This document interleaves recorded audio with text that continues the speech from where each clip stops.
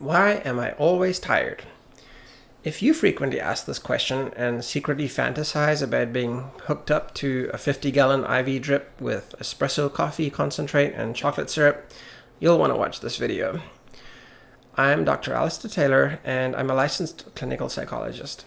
Now, I'm sure you're all familiar with some of the obvious factors that can contribute to chronic tiredness: lack of quality sleep, stress, anxiety, depression, poor nutrition, chronic infections, even over or under exercising. There is already a wealth of information out there on these issues, so I'll touch on them only briefly. While those things absolutely do matter, the main thing I want to cover in this video is that fatigue can be a matter of mindset and emotion. And by learning to leverage these to your advantage, you can learn to overcome your battle with chronic exhaustion for good. And just in case you're thinking there's something wrong with you, consider as one example the energy drink company Monster, which reportedly made about $92 million in sales in 2002, but over $6 billion in 2022. And that's just one of the players in the energy drink market. There's probably good reason for the massive surge in growth in the energy drink market. Many people are struggling to keep up with life's demands. The irony about energy drinks and many other energy supplements on the market is that they don't really provide true energy at all. They are mostly stimulants that appear to energize, but typically the effects are short-lived and you feel more tired afterward than you did before consuming them. If you're constantly wondering, why am I always tired? Prepare for a mind shift on what's really going on. So just one pretty obvious example of how psychological fatigue can be. Imagine thinking to yourself after you got up an hour earlier than your usual time that you need to go out for a run. Or it could be at the end of a long workday. In either case, you may feel that the energy and motivation aren't there. But imagine a different situation. You wake up, and as you groggily stumble out of bed, you smell smoke, hear crackling sounds, poke your head out the bedroom, and realize your living room is on fire. Now how much energy do you have to get out of the house quickly? What changed? Well, motivation to stay alive and avoid pain can be pretty powerful. And the fire is a situational change that provokes an inner change in your body chemistry, i.e. a huge release of adrenaline. But as we all know, a diligent exercise program will also likely help you avoid pain and death by enhancing both the quality and years of life. Humans are just terrible about appreciating long-term consequences because sometimes they seem too far away. We need to learn how to consciously tap into that energy that often only comes from a powerful outside stimulus, so that we're not merely reacting to events, but rather generating that energy from within. So my point here is really about how our perception of how much energy and motivation we have. It is often psychological, and the psychological can powerfully influence the physical in ways both good and bad. The fire might seem like a flippant example, but it is just to make a point I will elaborate more on for practical purposes in everyday life. When we talk about being tired, I think we also have to discriminate between the physical and the psychological experiences of being tired, although there is definitely some overlap in both. Enough sleep deprivation will make you feel, or make your body feel very weak and sluggish, regardless of how fresh and fueled up your muscles are. And a sufficiently intense workout might leave you craving a nap, even if you've had ample sleep. So we also have to note that being tired is not necessarily just a function of available energy. In other words, consider that even if you are someone that weighs 150 pounds and is very lean, say 10% body fat, they would have around 15 pounds of fat stored on their frame. Each of those pounds of fat carries about 3,500 calories that could be used to fuel the body, and that would equate to over 50,000 available calories, more than enough for several days' work even if you're training for the Olympics. Of course, in real life, your body can't burn all those fat reserves, as some are essential just to being alive and maintaining good health. Your body can also break down muscle for fuel if needed, but my point is that barring starvation conditions, the body usually has plenty of fuel on tap. So it's not really a lack of available energy that is the issue.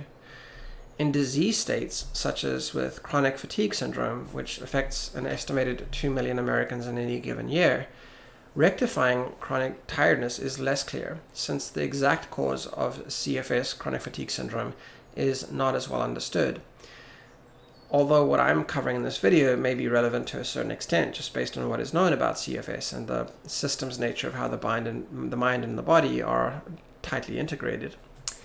However, persistent fatigue is a highly searched for term on Google, and this may in part reflect its relationship with depression, chronic stress, and anxiety.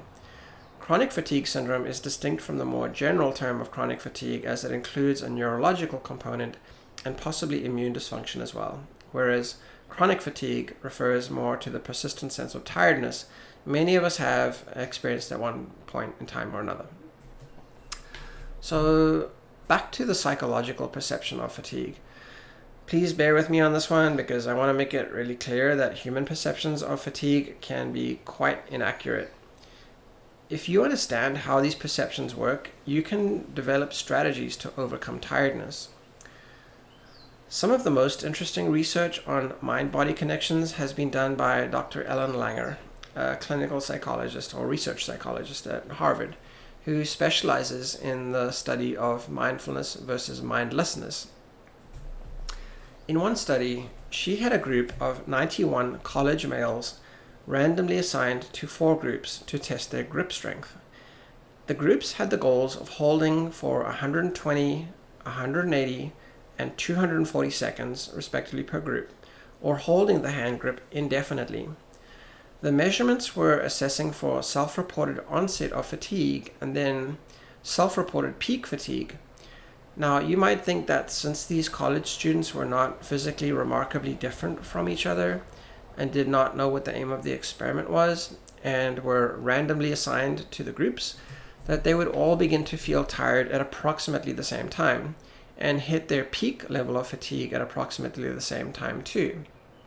For example, regardless of the task duration, you might expect to start feeling tired hands and tired arms at about 30 seconds and reach your maximum fatigue at about 60 seconds, whether you had hoped to hold the hand grip for 2 minutes or 2 hours.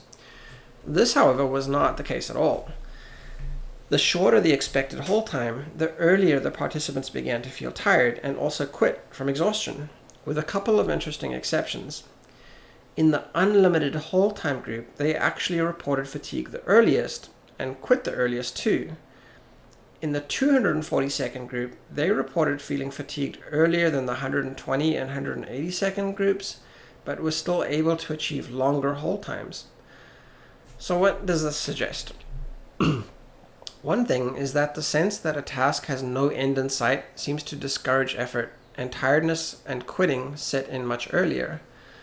A longer but still finite task seems to enhance the sense of tiredness at the beginning, almost as if the brain is struggling to accept it has a difficult chore ahead of it.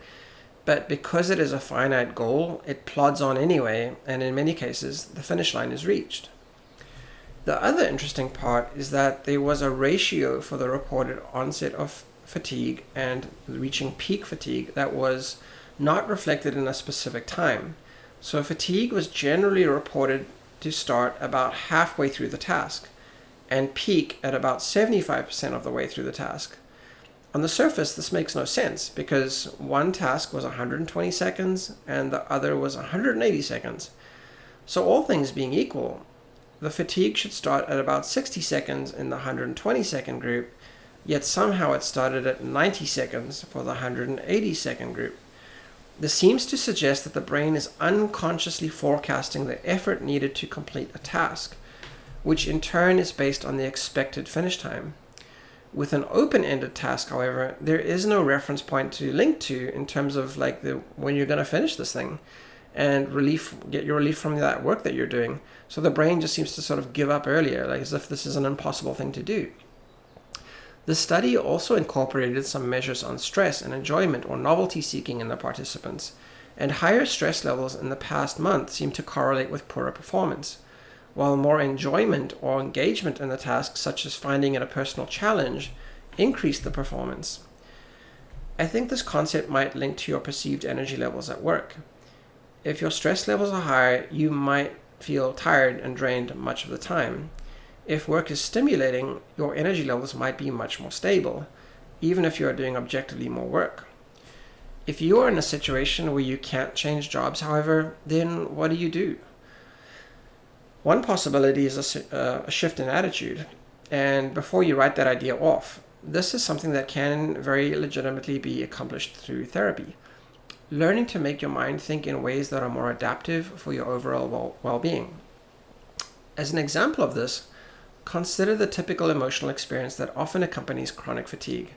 They are usually feelings of listlessness, sadness, and maybe even hopelessness. These are all very low energy emotions that manifest in low energy output. Things like staying in bed or on the couch and watching too much TV. But if this happens to you, does it ever make you angry? Do you ever feel angry that this low energy state is robbing you of the joy of living? That you can't be out having more fun with friends? Accomplishing more with your life? Anger may not be the dominant emotion, but if you tap into it more, you might be able to bring more of it out by thinking about how frustrating the situation is or journaling about it. I'm sure you know what I'm talking about if you've ever sat stewing over something that someone did to you earlier in the day that just really upset you and you just can't get it out of your head. The more you think about it, the angrier you become. Well, this is an example of how you can learn to maneuver your emotions to your advantage, especially when you consider that while emotions seem like invisible, fuzzy things that you can't put under a microscope and observe, they are still biological, and they powerfully affect biology. As a psychologist, I don't look at emotions as being either good or bad. They're just emotions. We apply arbitrary judgments to their being good or bad based on the context. Emotions are rooted in the survival and adaptation of the species, and they thus have utility in connection to our needs. Anger, for example, suggests the need to be treated fairly, and if you aren't, to be assertive and to set boundaries. Anger is not a problem emotion, but it can be if expressed destructively, as in breaking things and throwing a tantrum. But note that the context matters. Just as depression is a very low energy emotion, anger is usually a very expressive and energetic emotion. It motivates action and can be channeled in a way that is adaptive and productive. So if you can develop those feelings of anger not at people or yourself, but rather trying to personify the fatigue that has been holding you back in life, you can in fact muster a lot of energy to fight back at it. Imagine that this is the enemy that has been depriving you of a rich and abundant life, and you finally had enough, and now you're going to war with it, and you're going to kick its butt. I'm trying to simplify a concept that would really be fleshed out in a lot more detail over hours of therapy, but just know that emotions have an energy of their own, and emotions can be cultivated and used to your advantage. And tapping into your inner warrior can flip the tables on feeling defeated by this seemingly invisible force. So back to the example of the folks with the hand grips. The study's authors conducted similar experiments on tasks that were more cognitive, or both physical and cognitive. One was our perception of feeling tired on a long journey. Even though the distances and hours traveled varied a great deal, for example, a doubling of a 5-hour trip to a 10-hour trip, a similar phenomenon unfolded. People generally started feeling tired halfway through, and felt most tired 75% of the way through. That means those on the longer journeys experienced a delay in the onset of fatigue of more than 2 hours. Bear in mind that none of this was conscious processing, because participants in the study weren't given any information or anything via suggestibility about what the researchers were looking for. So these same phenomena played out in various other experiments. It really seems like a feature of neural programming rather than an isolated anomaly. In another example of how energy seems to depend more on brain signaling and expectations than on the actual energy supply in the body, a study published in the Journal of Physiology showed that just exposing the mouth to carbohydrates during training results in a fresh surge of energy output, even though the carbohydrates were not swallowed. This again does not make too much sense from a purely biological perspective. and seems more psychological in the sense that the brain is anticipating a fresh influx of caloric energy and is thus more confident it can tell the body to increase its output. What is even more fascinating is that in the study, the control group was provided with a placebo drink, i.e. a non-caloric, artificially sweetened beverage, while exercising that was matched for sweetness to the carbohydrate drink. And they did not gain the same benefit. Somehow, the brain was able to distinguish that the placebo, while it tasted like sugar, had no caloric value, and those athletes did not get the performance boost. And as one last example of how powerful perception can be in regulating bodily systems, another study by Ellen Langer and her colleagues examined how even in conditions that are assumed to be hard and fast, black and white realities, the mind can bend the rules.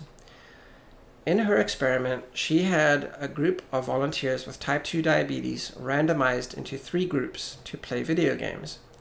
The participants were in a fasted state from their last meal, so all had similar blood glucose levels when the experiment began, and these were measured before and after the experiment. The study involved all participants, big word, playing video games for 90 minutes. The sneaky part, however, was that none of the participants were allowed to have any device to tell the time. Each separate room had a wall clock to refer to for time, but only one of the clocks in one of the rooms ran at a normal rate. Of the remaining 2, one ran at half speed, so the 90 minutes was perceived as being 45 minutes, and the other ran at twice as fast, so 90 minutes was perceived as being 180 minutes. The test aimed to assess whether the perception of time and the expectation that one's blood sugar level should be dropping after a certain time and that it is time to eat could actually alter their blood sugar levels. If type 2 diabetes is a purely biological function of insulin resistance and the need to carefully manage blood sugar, how you think about these facts should be irrelevant. As it turns out, those in the group for whom time appeared to move slowly had a much lower drop in blood sugar than those who had an accurate representation of time. In other words, their expectation based on the clock was that they should not yet be hungry and should have adequate energy reserves until they needed more food. The illusion of time caused their bodies to somehow regulate available energy or glucose levels so that they wouldn't fall too low. In the group for whom time appeared to move faster, they thought they had been there for 3 hours when they had actually only been there an hour and a half, half that long. Their blood sugar levels had dropped more than twice as much as those in the slow time group, suggesting that they believed that they needed food urgently. This is also despite the fact that all groups were doing the same activities for the same amount of time. So it wasn't a case of them doing more or being more stressed. It was just a perceptual distortion that made them believe that they needed food.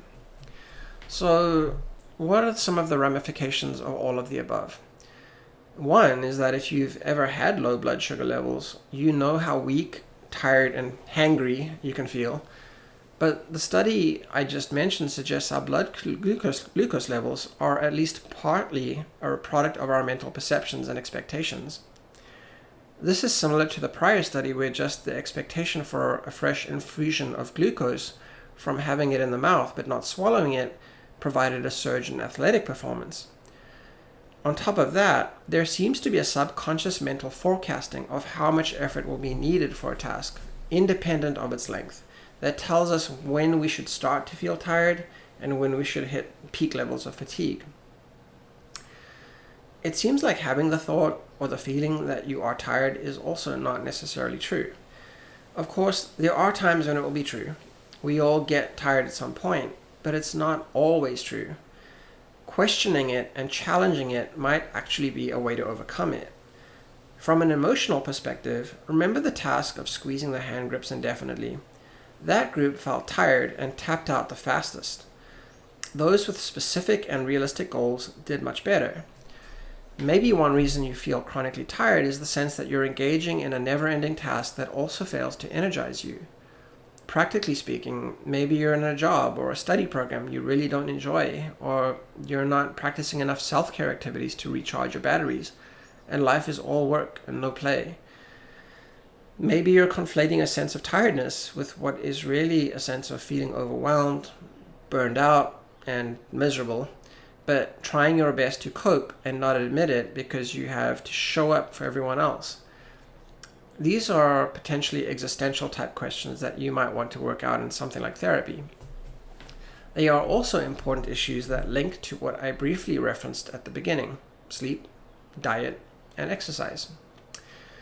So firstly, sleep is almost always compromised during chronic stress, in part because if the sympathetic branch of the nervous system is overly active, it is essentially hypervigilant for threat, and that is almost the equivalent of sleeping with one eye open.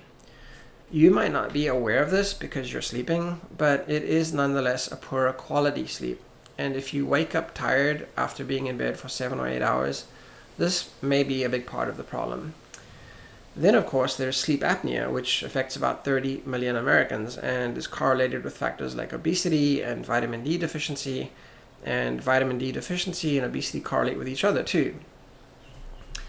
Vitamin D deficiency could be a side effect of too much work indoors and too little time outdoors due to being exhausted from, when you live that little bit of time off. Or it could be due to dietary factors such as magnesium deficiency, because the stressful lifestyle means a lot of fast and processed foods. As you can see, these are brief examples that are mostly circular in terms of cause and effect. And of course, if you're persistently tired, you might not be exercising, meaning you're missing out on the potential benefits of improving your metabolic efficiency, your sense of well-being, an opportunity for your cells to spawn more mitochondria via mitochondrial biogenesis. The thing with exercise, however, is that in many cases we don't feel the energy to do it, but going out and doing it is in and of itself energizing.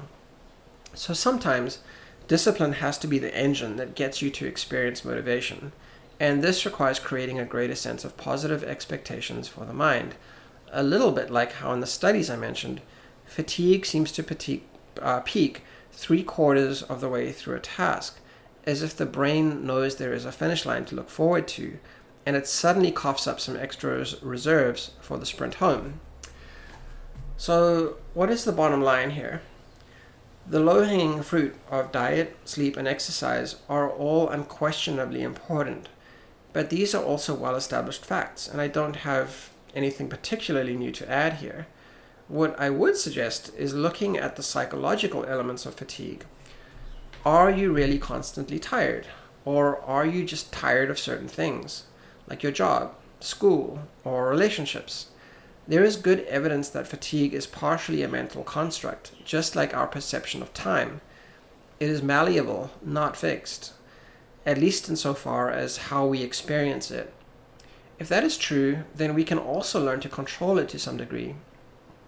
This is also like saying that fatigue is a bit like a lack of focus or something that is really important to you, or that you're focused on the wrong things. As with my earlier example, you could be unbelievably tired waking up in the morning and upon realizing your house is on fire, suddenly have the energy and focus to outrun Usain Bolt. Again, it's a silly example, but biochemically it is true and accurate. The chemistry of intense fear is kind of similar to excitement, only the volume is cranked up to 10 instead of 5. Speaking of which, some medications that treat depression and ADHD target norepinephrine, which is associated with alertness and excitement. Well, you can also raise norepinephrine levels quickly and easily for free and without side effects by engaging in things like cold exposure. This is obviously easier in some places than others, like if you live in a cold climate and you can just take a cold shower in the morning. In other cases, you may have to add ice to a tub of cool water. There is plenty of information online about cold exposure and its benefits and its protocols, so I won't say much about that here. My point is just to highlight the fact that if you feel listless and lethargic, a couple of minutes of cold exposure will snap you right out of that, better than coffee ever will. And the effects may last for hours, at least enough to start getting you out of that low energy rut. Cold exposure can raise norepinephrine levels several 100% above their baseline in just a few minutes. So as long as you don't have a medical reason not to, This can be a way to inject a lot of quick but lasting energy into your system. Similarly, brief bouts of high-intensity exercise can also immediately raise levels of adrenaline, norepinephrine, and dopamine, leaving you on a high for possibly hours afterward. Now, I know what you're probably thinking here. How am I supposed to work out intensely when I'm tired? Again, remember that fatigue in many cases, barring a disease state, and certainly when it is chronic, is partly perception. You likely have energy and energy reserves and resources, you just don't know how to tap into them. In this case, you have to just muster the will to go out and do the activity. If you can't do much, do something, like just get out of the house and just start walking, and then see if you can pick up the pace a bit, maybe to a trot, and maybe then to a jog, and maybe then to a sprint. This is sort of a metaphorical example because I don't know what shape you're in, but the principle is the same. Get moving, and the energy and motivation you seek will follow.